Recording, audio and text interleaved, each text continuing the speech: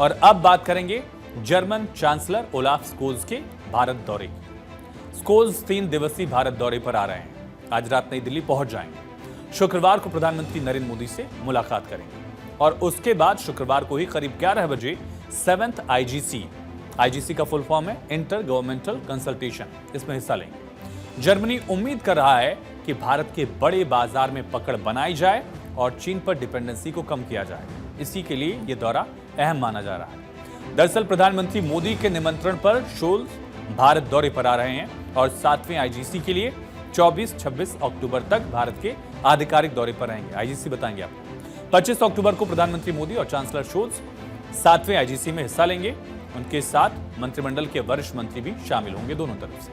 अब आईजीसी क्या होता है? आईजीसी के तहत दोनों देशों के विभागीय कामकाज पर चर्चा होती है।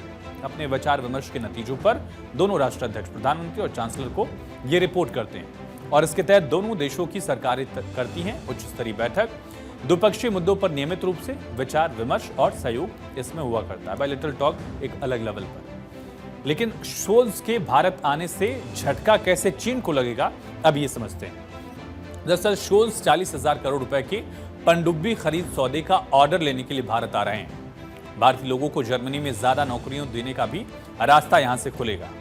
दरअसल जर्मनी की जो कंपनियां हैं उनसे अगले 6 साल में 4.5 लाख करोड़ निवेश की संभावना जाहिर की गई है। फिलहाल भारत में 2000 जर्मन कंपनियां हैं जिनसे 7.5 लाख लोगों को रोजगार मिलता है और दोनों देशों के बीच करीब 2 लाख करोड़ का व्यापार भी होता है जो आने वाले वक्त में बढ़ेगा।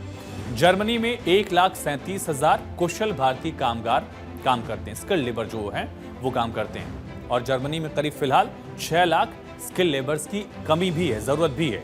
आईटी, निर्माण और स्वास्थ्य क्षेत्र में स्किल्ड लेबर्स की जरूरत है। जर्मनी की कोशिश यह है कि भारत में मैन्युफैक्चरिंग बढ़ाया जाए, चीन पर डिपेंडेंसी कम हो। शोल्स का दौरा एक ऐसे वक्त में है जब जर्मनी में लगातार दूसरे साल आर्थिक मंदी का सामना देश को करना पड़ रहा है।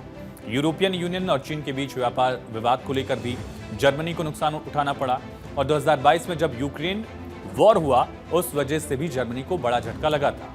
दरअसल जर्मनी और रूस की सस्ती गैस पर डिपेंडेंट था। अब जर्मनी चीन पर भी और रूस पर भी अपनी डिपेंडेंसी को कम करने की कोशिश कर रहा है। चीन अभी भी जर्मनी का सबसे बड़ा व्यापारिक साझेदार है। इस लिहाज से भारत के लिए एक बड़ा मौका है कि बड़े रणनीतिक साझेदार के साथ, व्यापारिक साझेदार के साथ भारत जर्मनी के लिए आगे बढ़ेगा। अब चांसलर शोल्स 24 अक्टूबर को रात 10:55 पर दिल्ली पहुंच जाएंगे और 25 अक्टूबर सुबह 10 बजे प्रधानमंत्री से मुलाकात करेंगे। फिर सुबह 11 बजे ताज होटल में 18वें एशिया प्रशांत जर्मन बिजनेस सम्मेलन का उद्घाटन करेंगे दोनों नेता।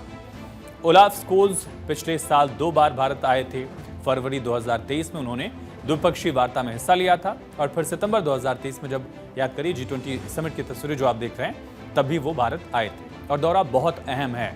दोनों नेता, दोनों देश बढ़ी हुई सुरक्षा, रक्षा सहयोग, प्रतिभा की गतिशीलता के ज्यादा अवसर, गहन आर्थिक सहयोग, हरित और सतत विकास साझेदारी और तमाम पहलू ऐसे हैं जिन पर मिलकर बात करने वाले हैं। क्षेत्रीय और वैश्विक विकास पर केंद्रित होगी चर्चा।